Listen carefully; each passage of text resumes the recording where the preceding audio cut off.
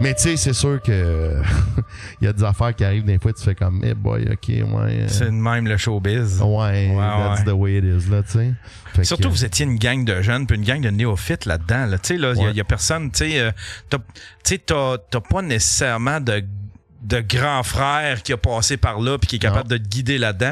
C'est peut-être la 2-3e saison là, ceux de la première saison peut peut-être, tu sais, genre, hey, je m'en vais à Star Academy. Bon ben attends-toi à ça. Mais vous autres, vous étiez le laboratoire là, vous étiez les guinea pigs là. Ouais, c'est pour ça que je te dis que ça a comme, tu sais, ça a redéfini tout le reste là par après aussi là. Puis c'était énorme. Je me souviens que le show, le setup était énorme, les tunes, il faisait venir des artistes de partout sur la planète Terre. Ouais. Ça finissait avec l'autobus qui colissait son camp. Ouais. Tout était fucking rockstar, là, tu sais, là, puis tu le vivais, il y avait une vibration, il y avait une vibe de ça, là, qui était, tu le sentais rockstar. C'était tellement bon les premières saisons, là, j'avais adoré ça. Ben, tu sais, puis en même temps, là, t'avais plein d'artistes aussi qui refusaient d'aller sur le show, là, à ce moment-là, là.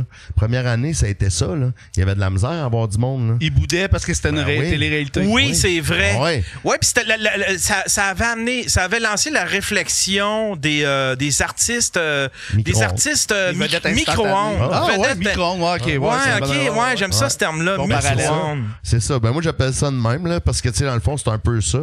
Mais, tu sais, il y a plein d'artistes qui voulaient pas aller sur le show, justement, à cause de ça, parce qu'il y avait peur. L'industrie a eu peur un certain temps. Pareil, là, de dire, tu sais, c'est un gros show. Puis, non. Ouais, mais tu sais, en même temps, c'était tellement... Tu sais, je veux dire, mettons, là, moi, je l'ai fait, on l'a tout fait, là, tu sais, on a tout écrit des tonnes dans notre cave, puis essayer de mettre ça, tu sais, puis de se faire un nom, puis ça. Puis tu sais, là, t'as la meilleure plateforme possible, man. T'as 2,5 millions, 3 millions de personnes qui t'écoutent. Tu sais, tu deviens, mon gars, big fame en dedans de pas long. Tu sais, juste mon 2 minutes, là, ça a été 3 ans et demi que je me faisais reconnaître partout, là. Partout, j'allais en vacances, man, c'était malade, là. Tu sais, puis avec la voix, ça a duré 1 mois, là. T'sais. Ah ouais, il y a une grosse drop. C'est incroyable, la drop. Mais je m'en doutais, là. Mais c'est incroyable, mon gars, comment est-ce que t'es un... c'est ça, c'est des là, parce qu'il y en a trop, là. Tu sais, là, tout est dans la première batch, tout le monde est wow. Là, après, c'est un peu dilué, fait que la voix, ça dure 1 mois, le fin. Ouais, puis il y a le fait que on consomme plus notre musique de la même façon, on n'achète plus des CD, puis on ne consomme plus notre télé de la même façon. Fait que tu sais, tout ça, les téléréalités, on est submergé, là, on n'est plus impressionné, mais on était impressionné les premières années. Puis je me souviens, oui, que ça fâchait les artistes, mais en même temps, Chris Star Academy, ça redonnait vie à des tunes. Tu sais, là, ce n'est pas fini, là. Ce n'est qu'un début. Qui donc? Emmanuel. Ouais. Hey, toutes ces affaires-là, toutes les tunes, tu sais, il y avait tout le temps une tune qui était la chanson thème de l'année, de la saison. Puis Chris, ça relançait des artistes, mon gars, là, que, puis les shows, là, tu sais, il y en a qui faisaient la baboune, qui donnaient des entrevues, qui faisaient Star Academy, c'est de la crise de merde. Puis la saison d'après, t'es voyais en show sur scène. Après, l'année d'après, ils ont changé d'idée. Elle était Julie, parce qu'elle faisait comme, hey, tu sais, là, moi, je sais comment t'attirer. Tu vas voir, tu vas triper en esti, tu sais. C'était tout un phénomène. Fait que t'as été littéralement la toute première personne de Star Academy. À drop out. Asti. Moi, j'ai toujours pensé que c'était Anne Guyane. Oui, d'une certaine façon, après, parce que la vraie mouture, les 14, dans le fond, c'est eux autres, là, tu sais. Ouais. Fait que, puis même, gars, tu vois, je suis allé voir le show 20 ans, là, mais on me voit sur l'écran géant, là. Okay. On me voit me faire éliminer contre des bourgeois. Ah oui. Hey. Moi, j'étais assis dans la salle, je fais comme Colin. Ça aurait été le fun qui m'invite. Ben, ça aurait été cool, certain. Puis surtout que, mettons, moi, j'avais fait la voix, v'là pas long, mettons. En plus, Fait que ça aurait été vraiment cool, mais regarde, en même temps, tu sais, je veux dire, il a fallu qu'il retrace l'autre fille qu'on n'a plus jamais vue ever, là, ouais, mais à ce temps, ça doit être facile, là. Trouver quelqu'un. Ouais, mais tu sais, la question, c'est à veux-tu y aller? OK. Ouais. Ça, ils ont eu de la misère à avoir Normétal, là. Fait que, tu sais, lui, il voulait même pas y aller, là. Ah, il voulait pas y aller? Ben non, il y a eu comme, avec tout ce qui était arrivé pis tout ça, là, il y a eu plein de trucs dans les journaux. Ouais, c'est ça qui est plus gênant un peu, sûrement, de retourner dans les médias. C'est quoi qui était arrivé? Lui, il est tombé dans le crack, là. Il me semble qu'il y avait bien des histoires de drogue, pour vrai. Il y a bien des histoires de drogue. Il me semble, pour vrai, c'est ça. Ouais. Faudrait que le chat checker ça, qu'est-ce qu'il y avait fait. Ouais, dans le chatroom, c'est ça qui est arrivé avec... Y a-tu quelqu'un qui peut me faire faire un résumé. Un topo, mais... C'est peut-être de la poudre, là, mais il me semble que c'est de la drogue. Mais je sais qu'à cette heure, il travaille dans un concessionnaire automobile, mais dans ce temps-là, c'est ça, ouais. Mais tu sais, en même temps, là, faut que tu te dises une affaire, là. Tu sais, admettons, tu sais, comme je te disais, les revues pis tout ça, là, tu sais, mettons, là, tu te fais dire tout le long, hey, t'es beau, t'es fin, t'es bon, hey, vous êtes hot, là, vous êtes, vous êtes les meilleurs. Mais toi, tu finis par croire à ça, là. Mais là, tu sais, quand tu sors, là, OK, moi, j'étais une crotte, ça. Oh, OK, ouais, t'es arrivé dans la vraie vie puis c'était plus la même affaire. Ben non, tu sais, c'est plus la même chose. Pareil comme, mettons, tu sais, les bébés, si c'était Alain tout seul, il pognait moins qu'avec Pat Bourgeois. Pas mal, ouais. Tu sais, fait que c'est la même affaire, là, Ah, il y a eu des problèmes de dépression puis de suicide.